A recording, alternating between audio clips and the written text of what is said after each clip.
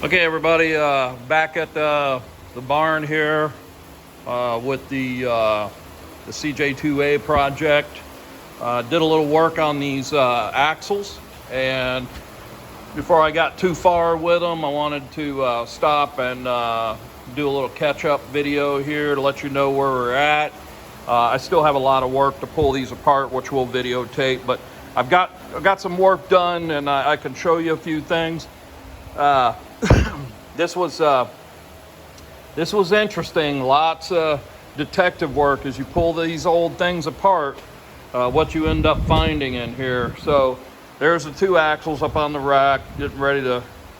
One's just about tore apart completely. The other one still got a little bit. So I'm going to go back up to the front here and show you what we've got so far.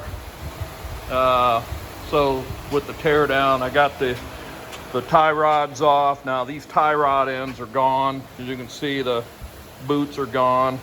So we'll get rid of new tie rods, but these tubes, these are still usable. So we'll sandblast them on this tube here. But the tie rods themselves, they're total crap. We'll get new clamps. I had to cut the plates and U-bolt shackles off the springs. They were just, I mean, these bolts, there's no way you're gonna get that off with no matter how much heat or oil you use. So I just went ahead and cut them. The suspension kit will come with all new hardware. Now these spring or shock mounts, spring perches, these are original, but you can see they're a little bent. I don't know if I'll be able to rebend them with heat and reuse them. If not, I'll have to get new ones of those, but they're all four pretty much in the same condition. Look back here, here's an example. This nut here going down from your bell crank connection off the drag link. This nut's gone. I'll have to cut it off, cut the shaft to get it out. Keep in mind, 76 years. This thing's had a rough life. So here's the part of the suspension for the springs. Now, the way these work is they would go in this little mount, this here, and actually come from this side. And then you have the other side with a zerk fitting, grease fitting, that would go in there. It's threaded inside there, and that's how you get grease inside these. So these are done. This one here, actually the grease fitting was missing. So there's probably hadn't had grease in years. And then the back spring shackle, there's the springs. I'll hang on to them until I get the new ones, make sure they match up. There's the back spring bracket. Now that one just had a regular bolt with a grease fitting on the end there. That bolt went through and had a castellated nut right there. And then you put a cotter pin, it would go through this way. Now, when I pulled this off, this is what you don't want to see. This is what it looked like. So not only was it wore here, but the bushings and the springs were gone, and it started cutting. It cut the bolt there and there. It cut two nice grooves. This guy had to be running this thing like this for a while to cut them kind of grooves in there.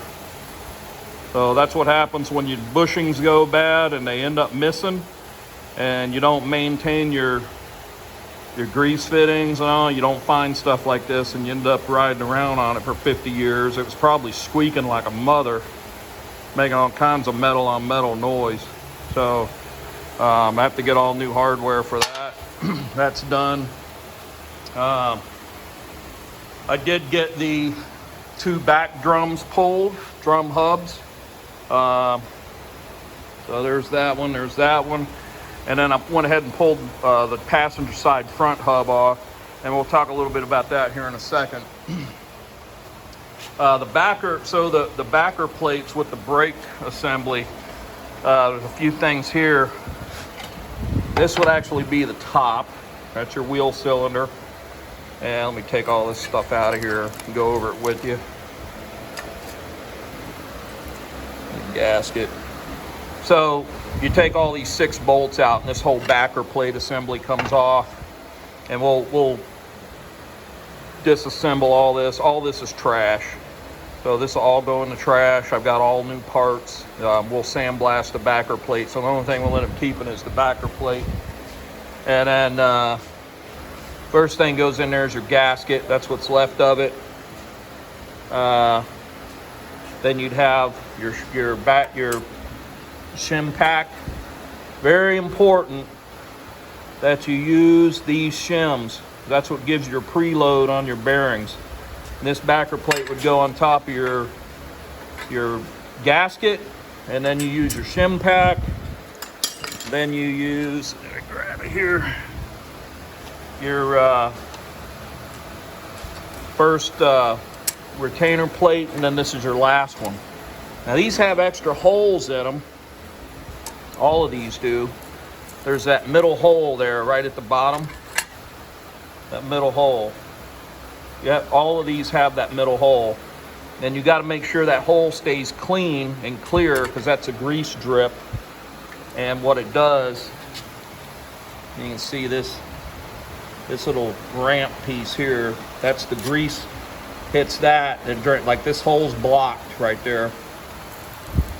Crud in there, the gasket. So what happens is grease comes out of there and it drips out, onto the ground. That's how you know you have bad seals. So that's the backer plate and the brake assembly. And then over here you have, we'll go back to the axles. So this is the front, the Dana 25. You can see there the brakes were gone, no shoes at all, no material, down to the metal. This is tore down. Now there's 6 backer plate bolts in here that'll come off, and then there's a seal in there. This spindle will slide off and these axles will come out, and I'll show you that on the other one. Now the back axle, the 41, it just slid out. Some of these you got to pull them out with a puller. I opened it up and drained all the fluid out of here. The teeth actually look really good. We'll be able to reuse these. We'll clean everything up. But this one, I was actually able to pull out by hand. I didn't have to use a puller. And if you look at the axle shaft, at all that rust, there was water inside that tube. So that's the driver's side rear axle shaft. And we'll pop this bearing off and put a new bearing on it. And then up inside there's a seal right there. And that seal, we'll put a slide hammer on there and pop that seal out. And that side will be done. And we'll come over here. This is what it looks like before you pull it out. Here you got your cup or your race right there. Your bearing. And you pull that. It's got a lot of play. You put a slide hammer on there and pull that, it'll pop all this out. Sometimes you got to use a slide hammer, and other times you can do by hand, like I did the other end there, and it came out by hand. And then that'll be the axles out. And then you get some light here, you can see this. This is where your carrier bearing is, right here. One here, one here. Now, it's very important, and you can see it. I highlighted it with yellow paint. There's a W there, and there's one right there on the cap. All right, and then there's one on this side, a W there, and there's one there. And these are oriented perpendicular to the other side. Now this cap, you have to put this cap back on the same direction. You flip it around so the W is down here and this W is here. Or if you put this cap over here, not matching the same orientation of this W, you will ruin this whole setup. Because from the factory, These are done like that so that you put them back exactly the same. They put them in there, and then what they do is they line bore this whole thing, make sure it's a straight shot. You know, got straight geometry in there, so that it's a perfectly straight line all the way through all these openings. So if you end up flipping these caps around backwards, or you get them opposite, you will mess up that geometry, and that line bore will not be like it was from the factory. You'll ruin these teeth on the gears. You'll just have to end up rebuilding the whole thing. This is pretty cool. These things here, so these are your ring gear bolts, and then this tab on each. There's a tab on every two bolts. That is good old 1940s Loctite right there. That's what those are. Those are keeper lock tabs. They didn't have Loctite back in the day, and that's what they used. A lot of these old cars and Jeeps and things, you'll find locking straps or tabs like this. You'll find stuff that's got, like some of these bolts, they'll have holes in them, and they'll run safety wire all the way around through these bolts to keep the bolts from backing out. The transmission and the transfer case, it's got some set bolts in there with reinforced with wire, safety wire through them. So they did that to keep these bolts all from backing out, because they didn't have Loctite back in the day. So if you ever rebuild one of these, you don't have to use these tabs unless you want to. You know, they're available. You can still buy them. You know, if you want it to be like an original, you'd buy those and put them back in there. If not, you don't have to use them. Just use what we use nowadays. We'll get old Loctite on there, Loctite red. You're good to go. So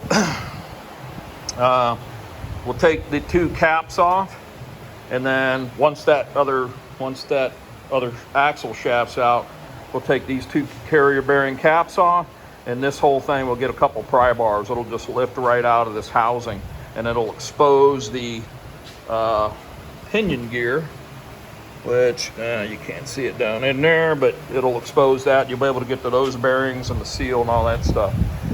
So, all right, over here on the front one, we've got, this is the one that's got like the 12 different bearings. I pulled off that drum over there, and we're getting ready. We're going to pull this drum off. Now, these are a little different than the back, well, a lot different. So you got this front piece where your hub goes on there. That comes off. And then inside here, you got these two big nuts. These are not supposed to be loose. When I opened this up, they were loose. They are not supposed to be loose like that.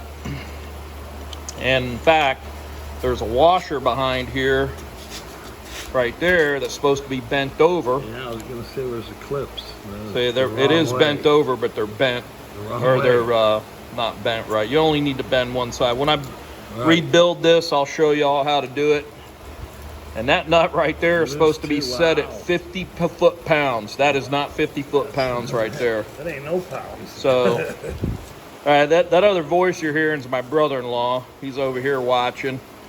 So this inside nut, there's two nuts and there's two washers.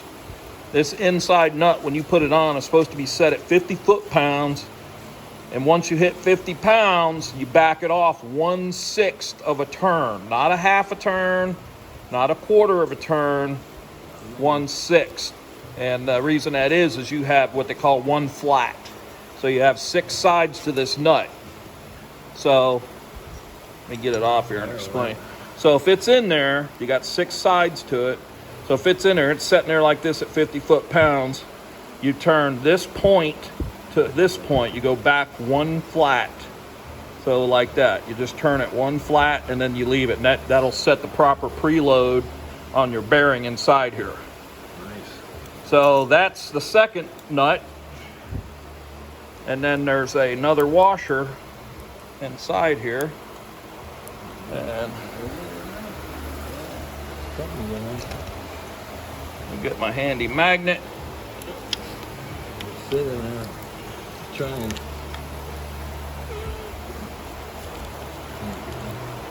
She's just a little stuck in. She's gonna be stubborn. Hang on a second. You know what we'll work on now? The skinny is the things they take the hot water heater